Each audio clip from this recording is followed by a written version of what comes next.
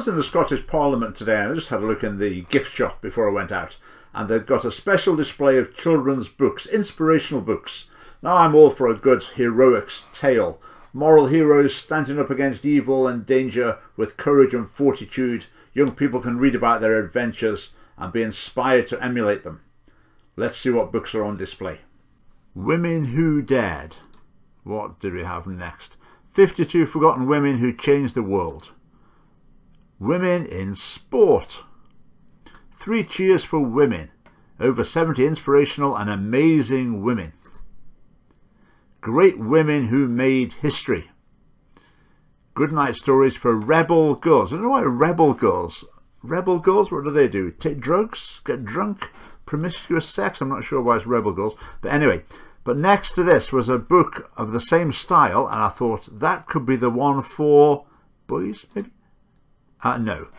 Goodnight Stories for Rebel Girls, Volume 2. Now, obviously, there are more sorts of people than women and girls. There's also black people, young, gifted, and black.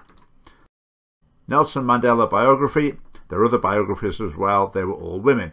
Now, obviously, there are more sorts of people than women and black people. There's also 50 Queers That Changed the World, a celebration of LGBTQ plus icons. And they are the only books there. I'm not missing out some of them. That is it.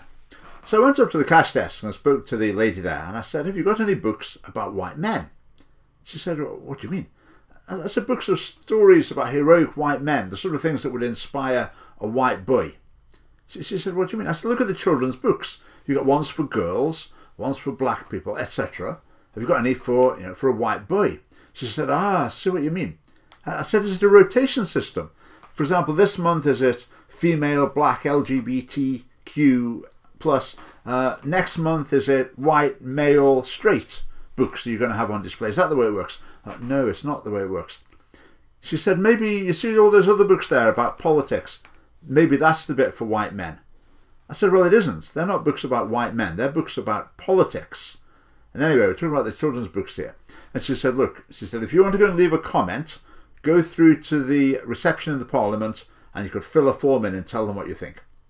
So I went over to the reception desk and there were all the receptionists in their rainbow LGBTQ plus lanyards, and I just thought, what's the point? What's the problem here? Problem number one, how does a white boy feel looking at this? He must think, well, there's nothing special about me, I'm just a bog standard common or garden person. People might say, well, look at the statistics, white boys are doing fine. Are they? I mean, less boys than girls go to university, for example. I mean, if that was reversed, Nicola Sturgeon would have all sorts of crisis committees meeting. They'd be debating it endlessly in the Scottish Parliament, because the other way around, nobody cares. I mean, how about the boy in Easter House in Glasgow with a single mum, no positive male role models in his life? Does he not need a book to inspire him? But I need to be careful here. I don't want to play their game. How about a boy who's white, wealthy, had a great education? Does he not need role models? Is he automatically going to turn out into a great and noble citizen? Of course not. Everyone can benefit from heroes. So problem number 2 is encouraging young people to identify as LGBT, black, female, as though that's their fundamental identity. That's the team you're in. It's inducting kids into identity politics. Much better just have a book about Scottish or British heroes. These are great people from our history. Or just worldwide. Here are people who did great things. Doesn't matter what type of person there are. Problem number 3, if you keep saying to people, you should be really proud of being a woman or a girl, you should be really proud of being black, you should be really proud of being LGBTQ+. How long is it going to be before people start saying, well, I'm really proud of being white? Where does that head for? The alt-right, some people might refer to, is that a direction we want to go down? No. Well, avoid it by stopping this obsession with these characteristics. Okay, problem number 4, it cuts kids off from heroes from the other groups. So a black kid might say, Nelson Mandela is my hero. A white kid might want to say, well, Nelson Mandela is my hero too. But they might feel, oh, I can't say that. I need a white hero. You have to have a hero that matches you. But that's completely unnecessary. It's unnecessarily divisive.